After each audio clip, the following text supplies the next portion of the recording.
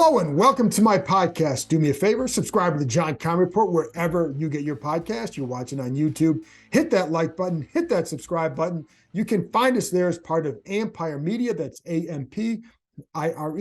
Always much appreciated when you tune in. Today, I'm joined by former NFL coach Brad Childress because he knows Eric Bienemy very well. Childress was a coach in Philadelphia when Bienemy finished his career there. He also hired him to be his running backs coach when Childress coached the Vikings. He hired Bienemy and Bienemy worked with him for several years. And then the two of them worked together in Kansas City. You can hear why Childress told Andy Reid that yes, Bienemy was ready to be an offensive coordinator in Kansas City. More insight there. I do feel like Bienemy is one of the most scrutinized assistant coaches in history. So I don't want to kind of go over all the same things every single time, but I do want to bring you insight from people who worked with him, who know him very well. That's what I'm doing here. So stay tuned to that. In 1 minute, I'll get to that. I do want to go over a couple little minor things. First of all, the Bienemy presser is on Thursday, of course, at the Commander's facility. I will be doing a podcast later that day with Bram Weinstein, the voice of the Commanders, as we talk about first impressions being around Bienemy. This is an all Bienemy week. That's on Thursday morning. The other thing is, as far as staff changes, and I told you the other day, I didn't expect a lot of big changes here. Still don't. We know that wide receivers coach Drew Terrell likely going to be, or at least very good chance he'll be the pass game coordinator in Arizona. Now, I don't think it's official yet, but that's what I'd heard last week, and that's been kind of true throughout the week. Nothing is, until something's done, it's not done, but that's what we're hearing there. And then Jim Hostler, who's an senior offensive assistant with Washington, he is out. He had been here for the first few years with Rivera. That's probably the one big change that Washington will make. I don't know that there will be any. I'm not anticipating any other big changes on that offensive staff. I don't know. I do believe Bienemy will bring some people aboard. I don't know the roles. I don't know if any titles are going to change. Find all that out. I may even know that by Wednesday afternoon. So if you want to find out, go to Twitter where I'm at John_Keim. Anyway, also state for the Bienemy presser, don't forget, I will be covering that, of course, for ESPN. So I'll have a story up on all the stuff that he said on ESPN.com on Thursday afternoon. And so tune in for that. And again, I told you, Adam Teicher, our Chiefs reporter, and I we combined on it basically a lot of information on Bienemy for an article after he was hired, but it provides a lot of insight into him, into what he's getting into here, why he came to Washington, all that good stuff. But we'll hear from the man himself on Thursday morning. All right. And then one thing on the ownership situation, not a whole lot new to add there. I know there's always going to be stuff floating around. The only thing I know is that, again, Jeff Bezos is still out there. What I do know is that we know Josh Harris toured the facility, that group. We also know that there were a couple of other unnamed groups who have toured the facility. I know Nikki Javal from the Washington Post reported that. I had heard that a week or two ago that the groups there was thought that one or two groups would be coming through. Well, it turns out they have. So there you go there. And then the Jeff Bezos thing is still hanging out there. And I know there are some people involved in the situation who they're well aware of how he's hovering over the entire process. And one thing that this person told me, that because the Bezos group has not ruled out that he would do something, they're kind of figuring that he's going to factor in somewhere at some point. But until you say you're out, you're not out. So that's general stuff. You may have already known that. There you go. Anyway, that's enough from me. Now, let's get to my conversation with former NFL coach Brad Childress.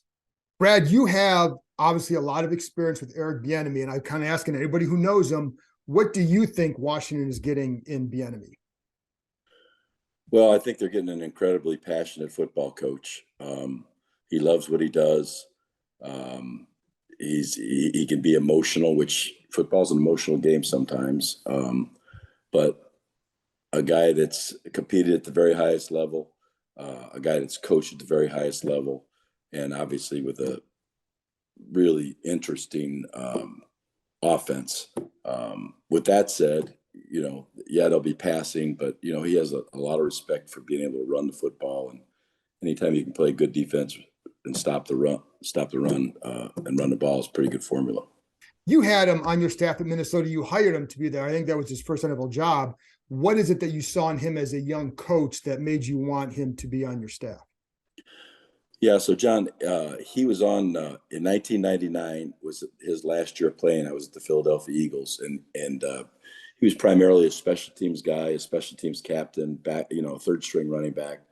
But what I recognized was that here's a guy that in his last year played 9 years, a smaller guy. He had to come out an hour before practice even started just to get himself warm and loose to participate in the practice. And he was that way every day when we went up to Allentown for training camp. And that really hit me. And then we brought him back about 3 years later as a training camp intern. And you could tell he was a great teacher. Sometimes good players aren't great teachers, but he was very good in that area too. And there was no doubt in my mind when I got the Vikings job that the running back coach I was going to go get is Eric Bienemy. He was on Carl Durrell's staff at that time at UCLA. What did you see in him as far as you say great teacher? What were some of the things that you remember or maybe stood out to show you that? Well, when you coach running backs, you're so involved in things like the path of the back, course integrity, and then in the passing game, precision route running. He was able to teach that. And then the pass protection element of them, you're involved in as a running back coach in everything, every facet of it. And I thought he had a great command of all those facets. And then you also, I think you would talk to you about like Chester Taylor when he went from the Ravens to the Vikings, and just the demanding nature of Bienemy. And I shouldn't say demanding nature. I think that's just maybe basic, but what is it do you remember about what Taylor maybe learned about Bienemy? Well, Chester was coming out of a backup role at the Ravens, and he was going to be the lead dog for us at the Bears. Unbeknownst to us, we, at that point in time, we didn't know we were going to draft Adrian Peterson the next year, but Chester rushed for over 1,000 yards, and he had to learn, at least in our system, that we don't do it the same way as the Ravens. Just because you're a number one running back and you carry the ball 23 times a day before, or a couple of days before, it doesn't mean that you sit out practice. You got to get in there. You got to take your turns. You got to take your reps. And that was something that was new to him because that's not the way they had done it at the Ravens. And so he really had to indoctrinate him to what it is to be a lead dog for everybody to see show up and be consistent in all areas and practice and that type of thing. And then there obviously, that with that passion and that, his demanding nature, whatever, is going to come some sideline arguments. We've seen some of those over the years. What do you take from those? I mean, I know like like you said, football is a passionate sport. So it could just be a heat of the moment thing and then it's gone because guys are competitive. But what do you make of all that? Yeah, I don't see any downside to passion at all. You in a lot of ways, if you can't get yourself going, if you're not passionate about what you're doing, you're just throwing your hat in the ring. And so, there's sideline arguments, there's practice arguments, there's practice discussions. Everybody has a different point of view, but he was very able to get his points across. It wasn't just because there was an argument or a disagreement, because he was trying to present a point that he had covered and he wasn't seeing it done that way, and he wanted it done a certain way. And then how do you balance that line for you as a head coach, to like, okay, this is what he's doing and saying versus, rein it in a little bit? Is there a line to balance, or do you just say, hey, this is EB? No, I think there's a line to balance, and that always comes from the head coach. But I hired him for a reason. I mean, right. He was a good run back in the NFL. He was a good teacher, and you know what? I like that passion. I like that fire. We're not talking about a flat line guy who speaks in a monotone. I think that gets players excited when they see the coach excited. Absolutely. And when because you were with him in Kansas City as well, under Andy Reid's staff. And I remember reading something from you when you were leaving with Nagy that, Andy asked you if Eric was ready to ascend. Right. What do you remember about that, and what did you tell him? Yeah, he said, what do you think about me hiring Eric as the next offensive coordinator? I said, he's the guy you got to hire. He's the guy with the most experience here. He understands it forward and backward. He was a great running back coach there at the time he did that, but he stepped in that role. And I don't know what the growing pains were, because like you said, I exited at that point in time as well. But I mean, to do it for 5 years now, you're not just sitting on your duff. You're right. I mean, Andy's a hard worker. EB's a hard worker. And obviously they've not, you never forget that the difference between effort and results. That doesn't, results is what you want. He's gotten results, but he also puts in a lot of effort. Right. And then, what is it as an offensive coordinator with a guy like Andy Reid, who's been a fantastic offensive coach for many years? What is the role of the offense? You serve in that role. What is the role of an OC under Andy, and what is their input? Yeah, so I mean, he's basically going to sit in all the quarterback meetings. Andy sat in all those, along with Matt Nagy. When I was there, I sat there with Matt Nagy and Andy, Alex Smith, Pat Mahomes, Tyler Bray, Chase Daniel. There are a whole bunch of different people, but you sit in those meetings, and then you order plays. These are the plays I like, and then you listen to your quarterback about what order do you like them in. But you organize all those thoughts, and then you put them on a piece of paper for the head coach, who's been following along the whole time as well, and he's got his own thoughts about what he likes. So I think that administration part of it is huge as well. Whether you're directing the offensive line coach, the Coach Heck, in their case at Kansas City, or you're directing the receiver coach Joe Blameyer, or the new running back coach Greg Lewis. That, hey, that's not right. This is how we got to get it done, or hey, let's do it differently. I don't suppose you saw LaShawn McCoy kind of came out hard against Bieniemy. He was there just a short time, but did you see any of his comments by any chance? I heard they were negative comments. I don't know LaShawn McCoy, but I'm sure it's from, hey, I don't care if you're an old pro, you still need to do stuff this way. And it probably was no different than his conversations at the time with Chester Taylor, and you may have done it this way at the Eagles, but you're in Kansas City now, and here's how we do it here. Yeah. And then, because the other thing he said too, that during meetings, he wouldn't have any input, but based on what you're saying, an OC there has a lot of input. A lot of input, and never very far away from what he thinks the good runs would be against that group, and what their line can accomplish. And football at its best is a physical game, and so there's nothing better than a running back that can run the ball behind a good offensive line. I mean, it's a great way to set up all your play action and those kinds of things. What's the key to then going from his role to then be, because now he's going to go from being the OC there, and now it's all his show. But what's the key to being a good offensive coordinator? And, what do you think the most important things are? Well, I'll say this, just from my knowledge of what system they were running at Washington, they were in a 3-digit system, the old Norv Turner, right, Earnings MPC 3-digit system. So there will be a whole new language being imparted there that some have heard and a lot haven't heard. They'll be learning a whole new offense there as they go to OTAs this year, and he will be teaching that to a group of coaches. Some have heard that. Juan Castillo has heard West Coast offensive terminology before, but then there's a whole bunch that haven't heard that, and so he'll have to be crossing the T's and dotting the I's about whether it's splits, whether it's stems on routes, whether it's paths for the back, whether it's telling the quarterback your eyes are here first and then they're here second, and there's your check down third, everything. I mean, all the minutia is what he's going to have to get across. And then also just in terms of general OC being a coordinator, how would you rank like the importance? Because people are going to focus on, well, did he call all the plays and under Andy, or, what is the most important thing as a coordinator in general? Yeah, I think being able to have a good blend of play calling, and then being able to keep the defense off balance.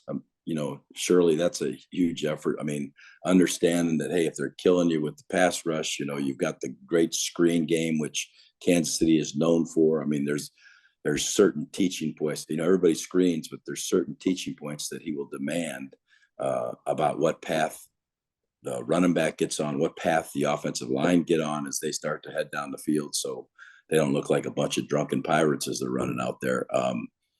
So, like I said, the minutia stuff, I think that's the important thing, and then developing a little rhythm. And you know what? I know he called plays in the preseason because that's how Andy was. He'd flip it to me once in a while. Hey, Brad, put a series together. So, it's not true that he's never called plays, right? Because there's times where Andy's looking for suggestions. If you've been 3 and out a couple of times, you're kind of like, okay, are you thinking anything, Eric? And Eric would at that point in time share those things with Andy. So I think that's an important part that people overlook. And how, because I've always been impressed with Andy Reid with just he seems to seek out knowledge from many different places. How much does that help an offensive assistant? Am I right in that? And that he really seems to seek input. He did. There was nobody that he didn't listen to, and it didn't make any difference if the guy was just an offensive assistant and he had been breaking down all of Cal Berkeley's film and seeing what they did that was interesting and unusual and might fit for us. So he loved new ideas and new thoughts, and does it fit for us? And as they say, imitation is the greatest form of flattery, but you have to have somebody that's doing that, and then you have to have somebody that's willing to take some of that information and stick it in their playbook. How hard is it if you're if you're a quarterback's coach, the run game might be a challenge for you differently. If you're a running backs coach, maybe the pass game. So, as you said, there's an involvement in that. But what is the transition to go from kind of being around it to then putting it all together? Is that what do you need to make it work to be successful? Yeah, I think you have to be good in front of the room, which his passion will reign through from the minute he first stands in front of that offensive group. And then you got to be able to present it the right way. You only have a limited time to install that many plays, both run and pass, and then you're going to have to make sure that you've coached your coaches up on all the small stuff that goes with those runs. That's why you get an offensive line coach that you're familiar with. You get a wide receiver coach that you're familiar with. To me, that's as important as anything, because you are kind of outlining things, but in meetings before that, before you even got to the team setting on Monday and Tuesday, you've been packaging all that stuff together so everybody has an understanding of what you're going to do. Now, how important too is going back to that passion. And again, you've been in multiple roles. Andy seems to be a fairly calm guy. You were a fairly calm guy. Ron's a pretty, even keeled guy. How important when you have EB like that to have somebody else kind of offsetting, and vice versa, to have someone who's maybe not as going to be right in your face, to have a guy like EB who can do that. Yeah, I think it's important. Everybody has a different style. Some guys are screamers and yellers. Some guys are more, it's particularly the quarterback. You don't scream and yell at the quarterback. Generally, you bring him aside and whisper in his ear. So I don't think there's any doubt that he will adapt to that. You don't get a lot of getting in the quarterback's faces. Right. But there's other positions that respond, and then he's going to have to learn that roster and see, what it is that motivates each and every one of those guys. Yeah, and I think, like I said, I think that passion here is going to work very well. What was his impact on Adrian Peterson? Well, he really indoctrinated him into what a show pony, what a lead dog in the run game looks like in the National Football League. I'm trying to think who those guys would be now that are, they're not quite playing the game the same way, where you hand the ball 20 or 25 times. So just all the preparation, that how you take care of your body. Here's what you do on off days. I mean, it's a whole different animal when you only play 11 or 12 in college, and then all of a sudden you get to Thanksgiving, you still got 6 or 8 more. It's important to, first of all, have a coach that's been there before, and Eric certainly has done that.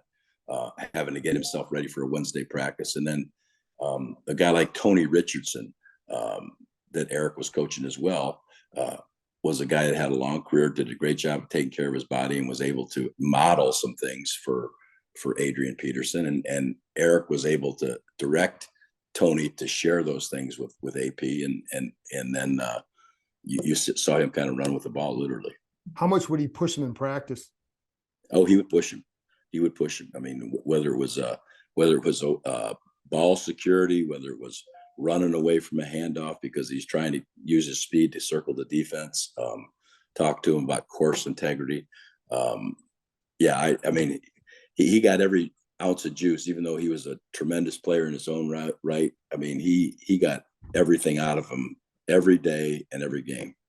Are you surprised that he's kind of had to travel this path, or did you think he would have been a head coach earlier?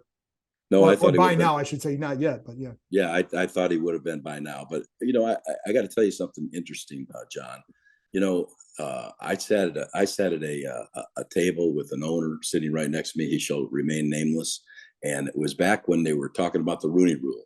Herm Edwards got up and gave a great, talk to everybody in the room. It was upcoming assistants. It was head coaches. It was owners. It was general managers. I sat next to an owner and I said, "Hey, did you get a chance to see my videotape?"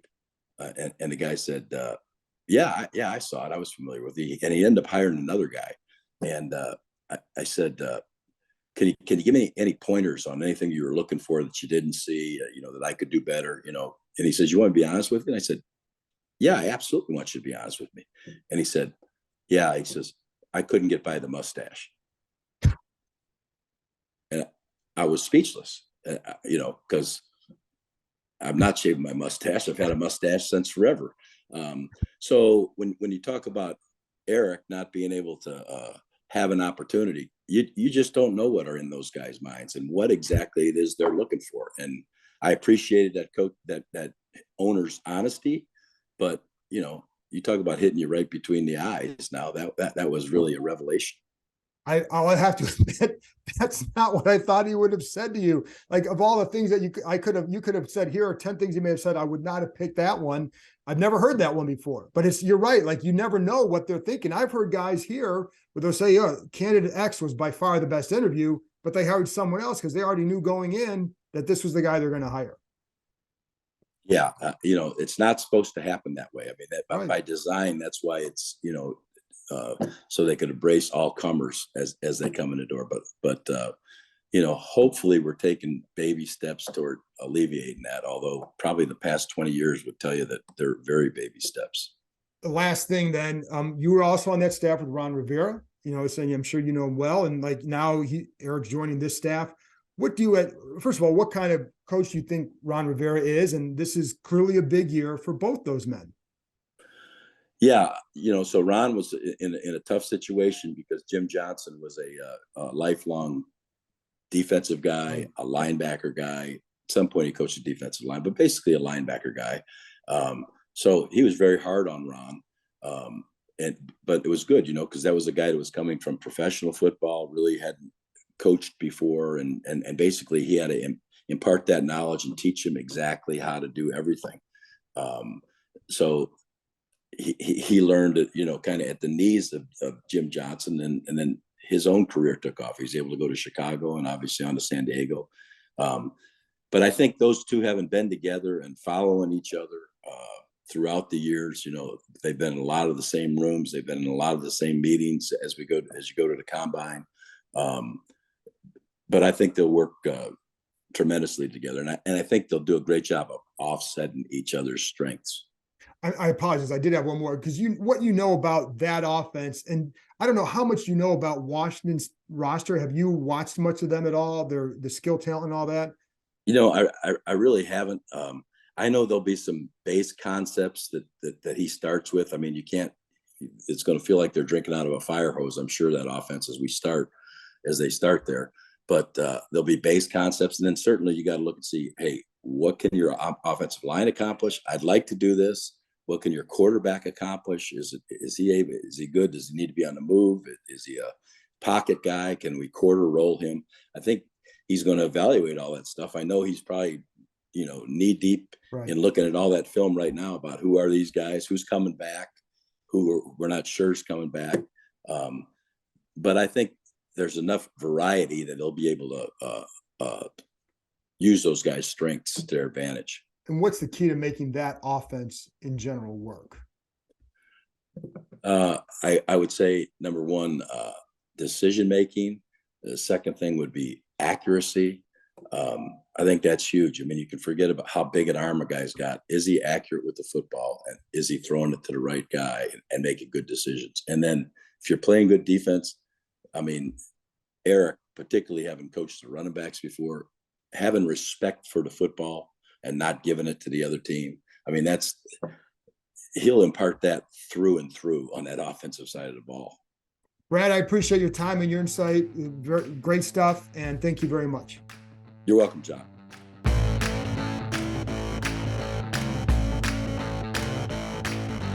That's it for this episode. Thanks to Brad for joining me, and thank you, as always, for listening.